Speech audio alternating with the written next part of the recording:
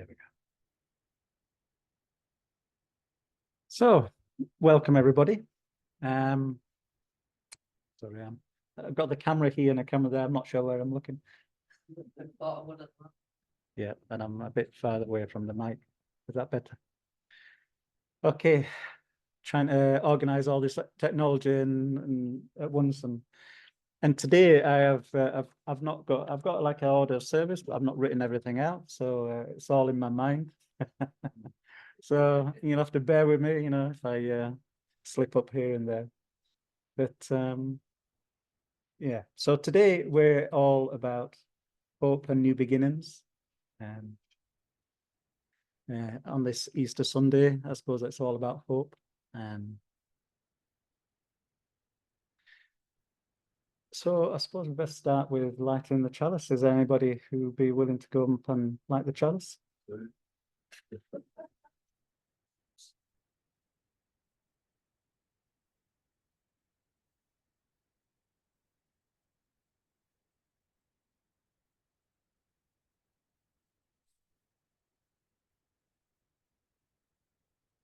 Well, that went smoothly for a change. So hope comes from our need to find something we know is beyond our own current awareness. And the flame reminds us that whatever we do or say, there's a chance for a new beginning, an opportunity to rise above our uncertainties. And we find this in our community and our will to see a brighter experience. May we find peace in this understanding as we share our time together today. Hope, the lotus flower there is a symbol of hope. And quite often when doing my ministry training, we used to say, no mud, no lotus. So the lotus flower, as it's in the mud, it grows, it rises to the surface of the pond, and all you see is that nice flower on the surface. And so quite often out of the mud, the grime, we get something beautiful that grows. So, and therein lies our new beginnings. And when I was here last time and listening to Judith's service, it also reminded me of potential of new beginnings. We think of the church as it is now, but in its heyday, you probably had lots and lots of people. There's a bigger community, and quite often when we're in diversity, in the lower edges of our of our ups and downs, then new beginnings can sprout from that. And I hope that this is what will happen here for this church. I'm sure it will, because from me knowing you, or from the beginning of me knowing you, I have always felt very welcome. And anybody coming here is going to always feel welcome because of how you treat people and how you welcome people in. So I'm very appreciative of that. And I've enjoyed my time with you. So also, if we think about life, apparently there's 4 stages to life. And this is sort of like new beginnings, the 4 stages of a new beginning. And in the Hindu scriptures, we see the named, I'm going to try and pronounce them if I can. So the first stage is Brahmacharya, which is a stage from 1 to 25, where, of course, your birth, you begin life, you go through adolescence, and you start learning, you go to uni or you go to college. And so that's the first stage. And then you go on to the next stage, which is called Grihastha. So this is from 26 to 50. So again, this is a new beginning. Some people like to think it's a new body, as in some traditions, it's not just a new beginning, but you actually have a new body, because you go from sort of early adulthood into full adulthood, where you're working, you have a job, have money, you create a family. And that's the next stage in life. So that's until you get to 50. And then the Vanaprastha stage, which is from 51 to 75. So this is where you approach retirement and you hand this over to the next generation. And then from there, you have the last stage, which is the sannyasa stage. These Hindus did have very good words for different things and very hard to pronounce. But so this is from 76 onwards. And so this is when you start, when you don't need so much and you start more of a spiritual journey because, you know, you don't have that material needs anymore. So the 4 stages of life, according to Hinduism, which I thought quite, I was quite taken with that, and quite, for me, that's quite appropriate. So I thought I'd bring it today and as an example of how we can have these new stages in life and these new beginnings. So I'd like you to really think back now to your own lives when you had new beginnings and when this might have given you hope. I don't usually like to dwell on the past too much. You know, there's times when, you know, things didn't go so very well and you sometimes linger on that, and that's never a good thing. But there's plenty of times throughout your life where you can look back and think, yeah, that was a good time. That went well. And you can see these new beginnings that happen time and time again that give you hope in life. So I'm going to play a little bit of reflective music. So just to spend a bit of time going over of your own life up to this point in time. Yes.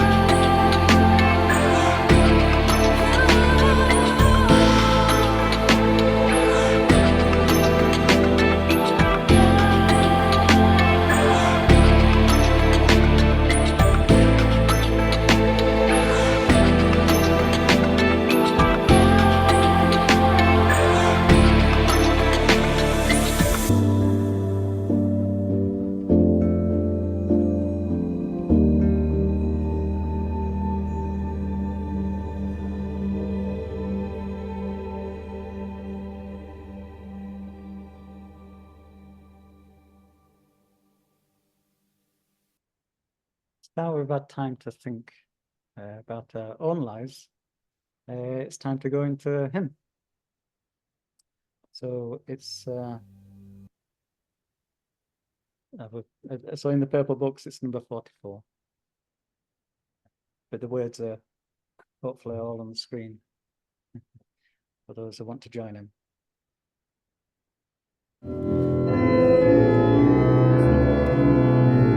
It's time to look through this presentation. It's always worked.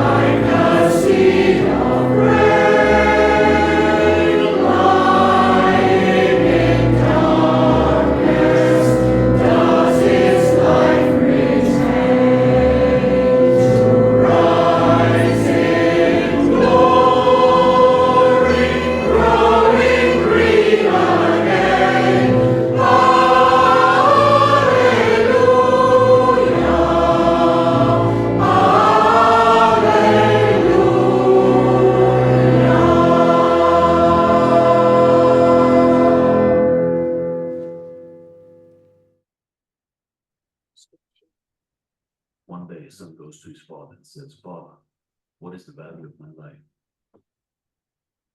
And the father gives him a stone and says, "Son, if you want to know the value of your life, take this stone and go to the market. And if anyone asks the price, don't say a word and raise up 2 fingers." So the boy does as his father says and goes to the market, wanders around. And suddenly an old woman approaches him and says, "How much is this stone?" The boy doesn't say a word, just raises up 2 fingers. The woman says, $2, I'll take it. The son is surprised and runs back to his father and says, "Father, there was an old woman at the market. She wanted to give me $2 for the stone." And the father says, "Son, the next place I want you to go is to the museum. And if anyone asks the price, don't say a word and raise up 2 fingers." So the son takes the stone and goes to the museum. After about 20 minutes, there is a middle-aged man in a suit who approaches the boy. He says, "Sir, how much is this stone?" The boy doesn't say a word and raises up 2 fingers. And the man says, $200, I'll take it. The boy, surprised, and runs home to his father. Father, a man in the museum wanted to buy the stone for $200. Okay, son. The last place I want you to take a stone is a precious stone store. Walk inside with the stone, and if anyone asks the price, don't say a word, just raise up 2 fingers. So the son runs off into the precious stone store. After finding it, he walks inside and there is an old man at the counter. And as the old man sees the stone, he jumps up and screams, "Oh my God, you have the stone I've been looking for my whole life. What do you want for it? How much is it?" The boy doesn't say a word and raises up 2 fingers. And the old man says, $200,000? I'll take it. The boy can't believe it. He jumps up and runs to his father. He says, "Father, father, the old man at the precious stone store wanted to give me $200,000 for the stone." You see, son, you understand now the value of your life. Life is all about where you place yourself. You can decide if you want to be a $2 stone or a $200,000 stone. There are some people who love you, and for me, you're everything. And some people will just use you as a commodity, and for them, you will be worth nothing. So it is upon you, my son, to decide the value of your life. Thanks for watching. Stay blessed.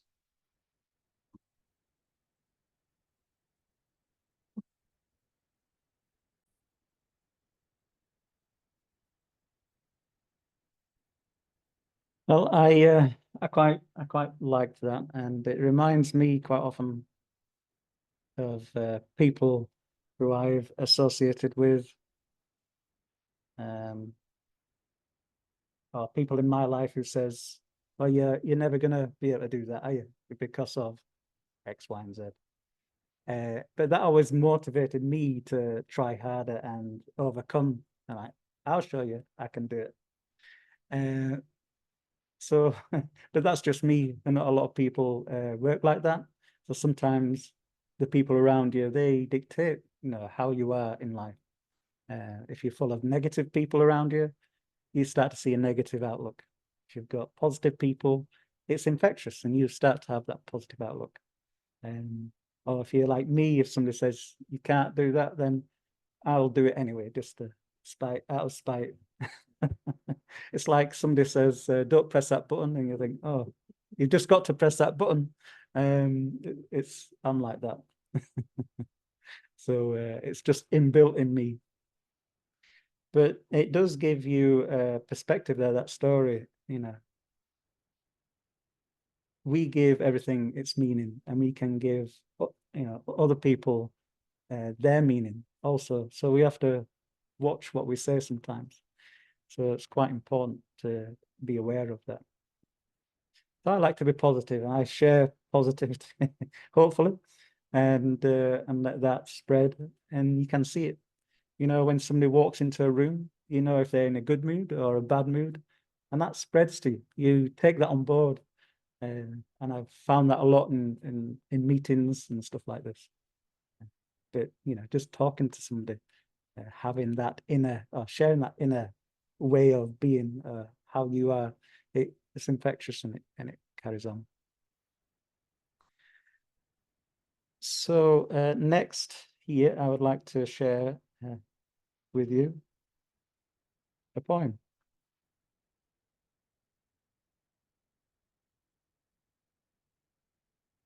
And this is from my favorite poet, Emily Dickinson. Hope is a thing with feathers. Hope is a thing with feathers that perches in the soul and sings the tune without the words and never stops at all. And sweetest in the gale is heard, and sore must be the storm that could abash the little bird that kept so many warm. I've heard it in the chillest land and on the strangest sea, yet never in extremity it asked a crumb of me. So I think that's a nice visual, it gives me a nice visual representation of what hope is. It doesn't need anything to sit on your heart to have hope. In the darkest moments, it can often come to give us a focal point in which to bring us out of whatever situation we're in. And it'll just sit there, no matter what goes on around us. It can sit there and bring us to a point where we can look to the future and have that hope that something better is going to happen. And I, being a positive kind of person, always like to think, yeah, there's something good going to come out of this one way or another, no matter what it is. And it don't cost anything. It don't ask anything of you. It comes, it sits there. Hope is something which you don't have to work for it. You just have to have that idea, that inkling, and so I love that kind of thing. So now we're going to our next hymn. Oh, we have music.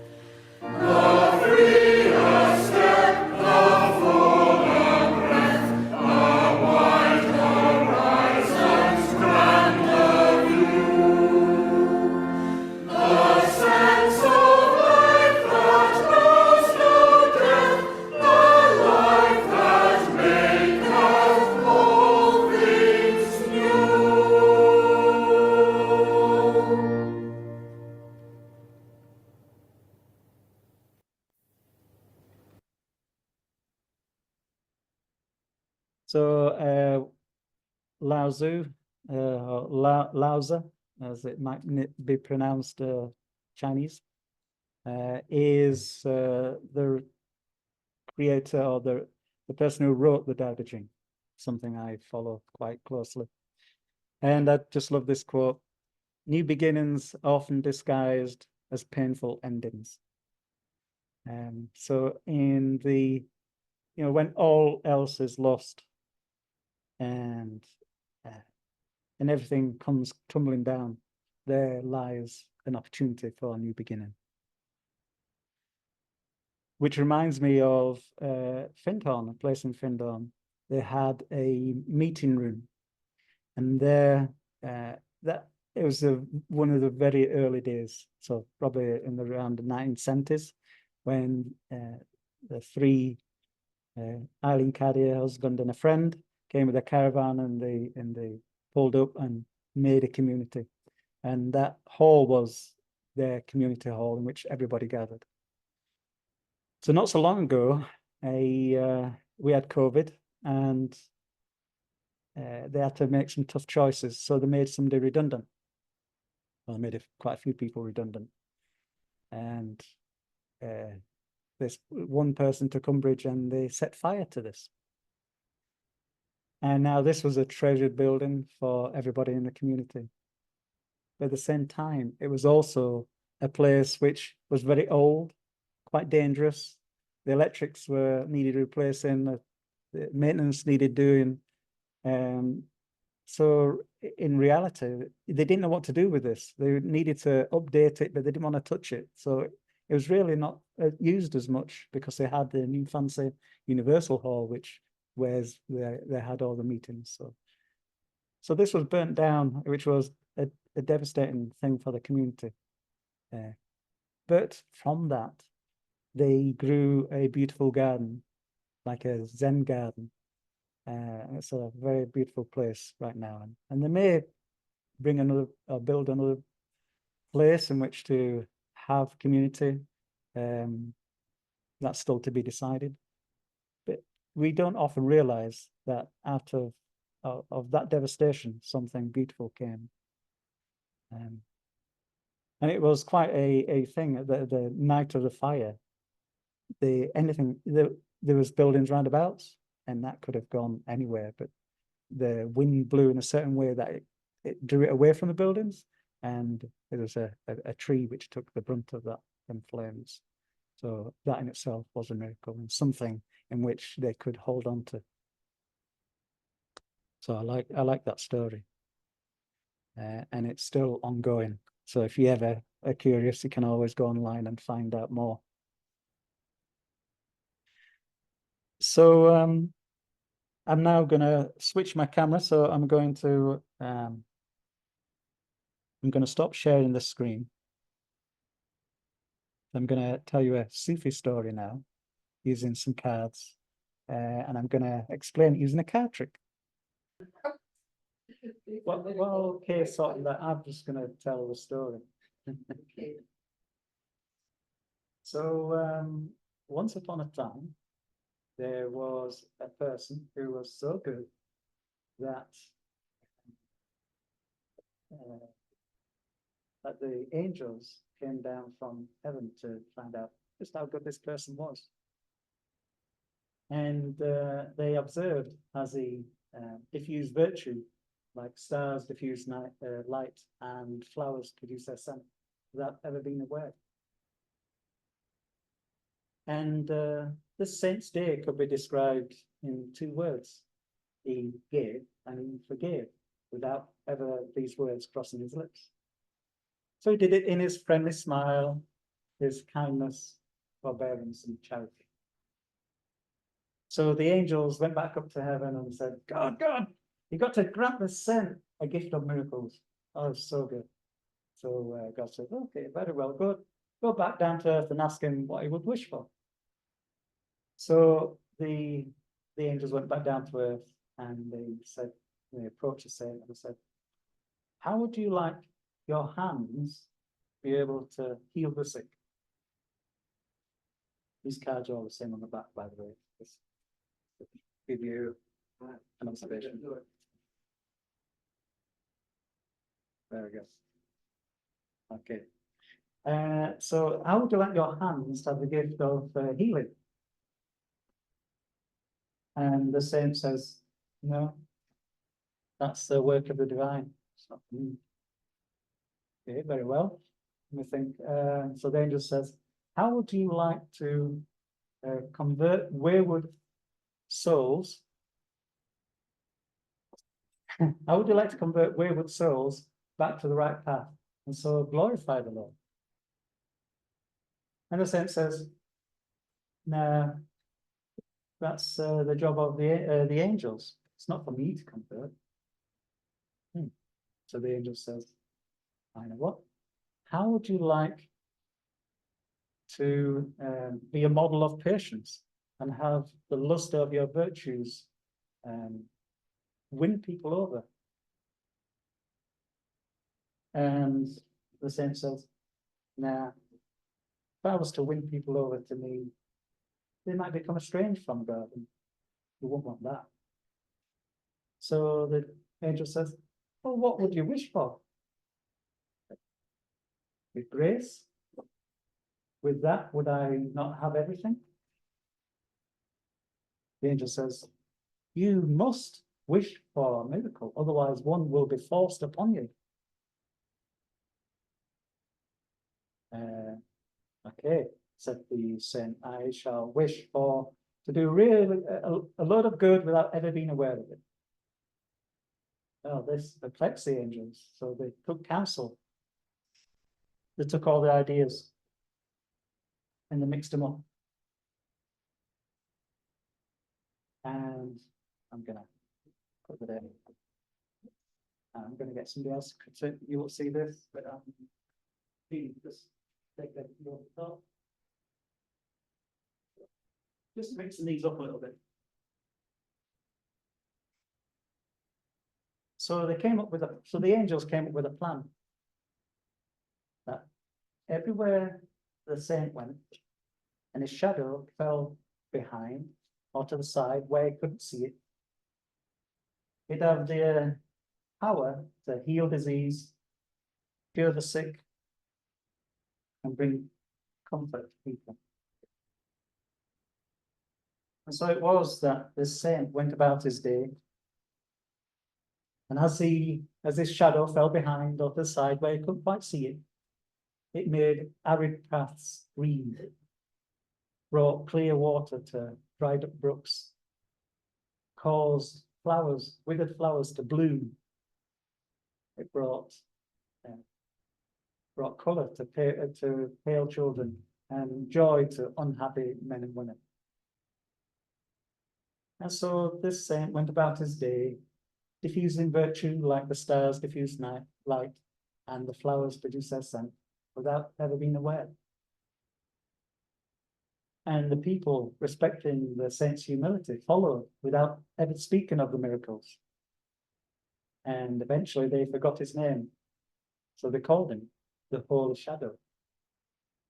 That's the story of the Holy Shadow.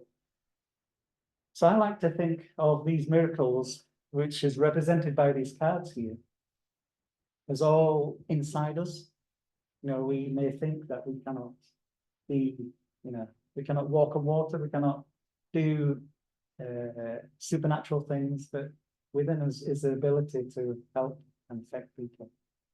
And all these miracles there, they don't come all at once, they just come one at a time. As you can see on the camera. Just when we need them all.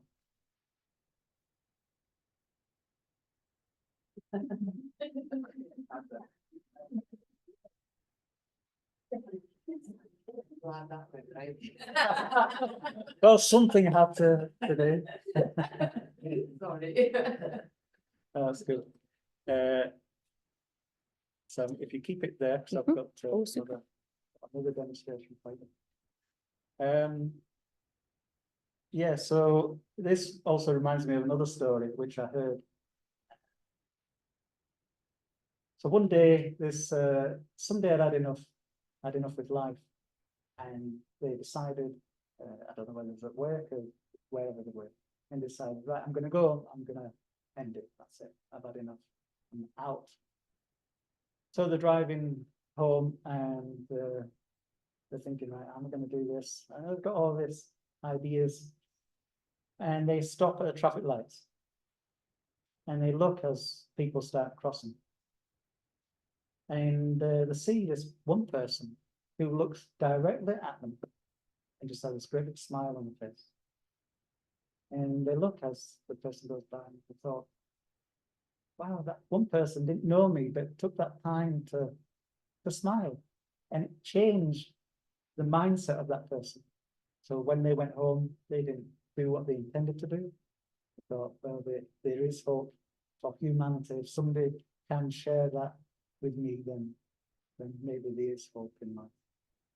And so again, that's like a miracle. It just comes, all that person did was share a smile, and yet that was enough to change that person's life. Again, the value of life, we place different values on that. So now I'm going to go back into our presentation. And yet you're not going to see this, so I'm going to leave it as it is. We're definitely winging it today. You might be wondering what this is. Yes. So this is came about. We had a Mother's Day, and there was a few of us all together, and we had a load of these pots. I was asked to decorate.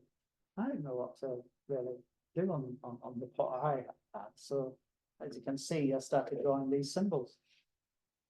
So these are the 4 elements. So you have here you've got water. And we have earth. Then we have fire. And then we have wind or air. And these are the basic elements of life. New growth, new beginning. So it reminded me of spring and of flowers coming up. So I thought, wouldn't it be nice if we did a demonstration and we planted a few seeds?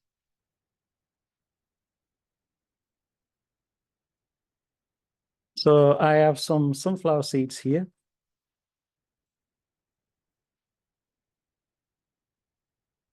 Which I'm going to share with you right now.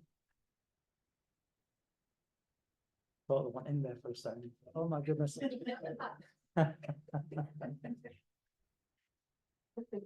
here. Well, you know, it just mixes it up a little bit, makes it a little bit different. All these extra issues that we have. So I'm gonna hand one of these out to you from them.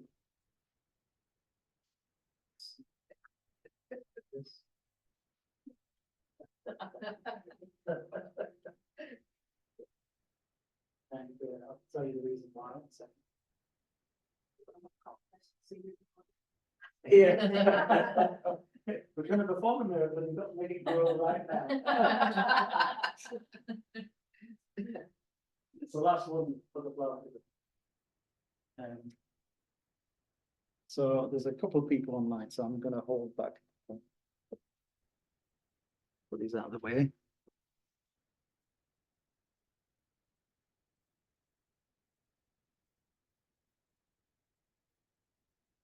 So the idea is I just want you to hold them. And I want you, previously we thought about hope and new beginnings, and went back into our life. So now I want you to think about hope and what could be a new beginning for the future or for the rest of the year. Because this is where new growth comes from. This is where everything springs from. And so I did have some music which I was going to play. But I'm not going to go there. We don't spend more time just tackling with technology right now.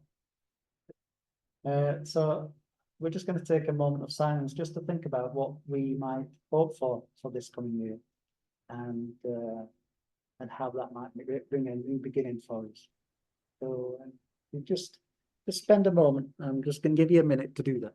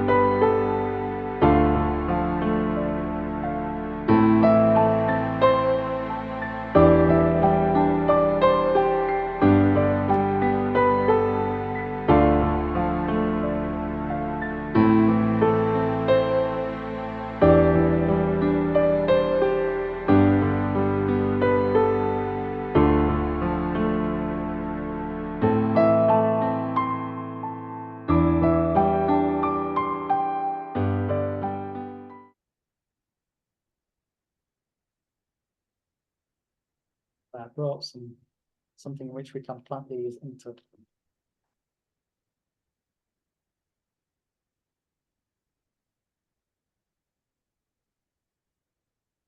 So I'm just going to put a little bit of this in, which is our first element of earth. And out of when this flies, so we've got life coming from it all already. Earth, that's where everything comes from. We are born and we go back to earth. But today we're using this for our new beginning.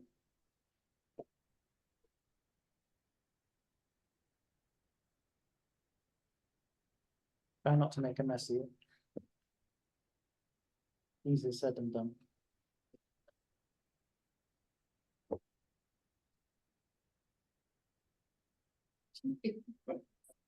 And I'm gonna plant these seeds for those that are online. So these are your hopes. And I'm gonna let you all put your seed into this. May overrun this amount of compost. So it's quite a few seeds. So we'll have to split this out.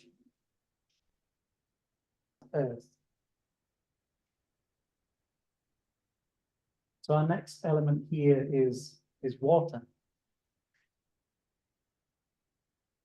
Water. And thanks to Sharon, who's online with us just now, she sent me some, thank you, Sharon, some water from Chalice Well in Glastonbury, which I'm going to use to help these seeds grow. So we need water. So without that, they wouldn't grow. Just like our cells, we are 60 to 70% water, and we need to keep replenishing that for our cells to have balance and keep going and grow.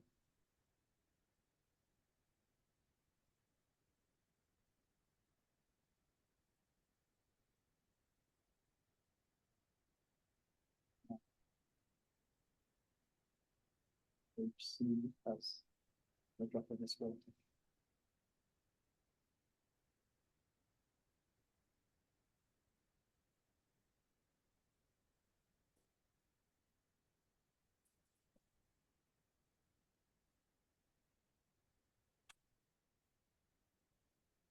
So the next thing we have the 4 elements, and we have fire, and we're going to do this simultaneously, hopefully, all being well. So I'm going to light a candle.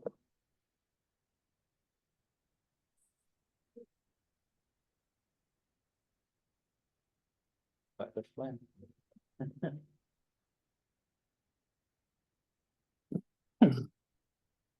Now there's so I'm going to do this in the same way. When I was doing the ministry training, we quite often used to get a blessing. So I'm going to do it in the same way. It's a head, heart, aura blessing, or head, heart, and good chi, and that's what we're going to do here. Normally, you might direct this at a person, but all your hopes are here for the year, so I'm going to direct it at the seeds. It doesn't blow out. And so we've got the flame, and we've got the air. So brilliance of mind, warmth of heart, and good chi. Chi being energy, as Taoists practice quite often, or with Tai Chi, you use energy, and so you can infuse our hopes with energy, and hopefully see them grow into new beginnings. And you blow that out before I forget about it, or I knock it over and I've got wax all over the place. So there we have, and I'll take this, I shall nurture it as best I can, and Teresa will nurture it as best she can on our behalf, because if I did it, I might not, I don't have green fingers. But hopefully with a little bit of love and care, we shall have something grow from this. But this is symbolic, and in our minds we have planted that seed, and hopefully our hopes will come to fruition, and we'll have them new beginnings.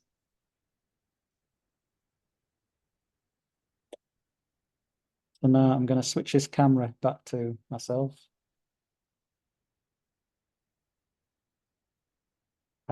Something works. And I'm going to try sharing screens again. We come to the next hymn. Okay, so this is number 6 in the purple books.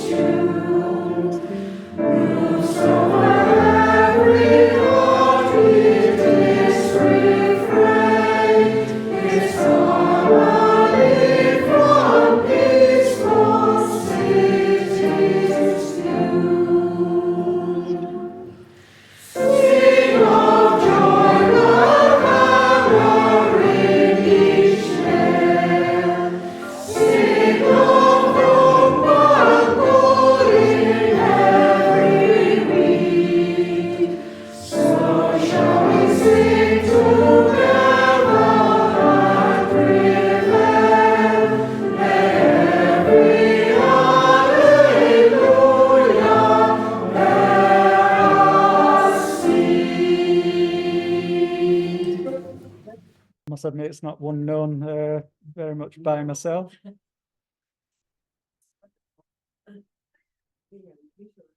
Yeah, I quite like the words seem fitting. Yeah.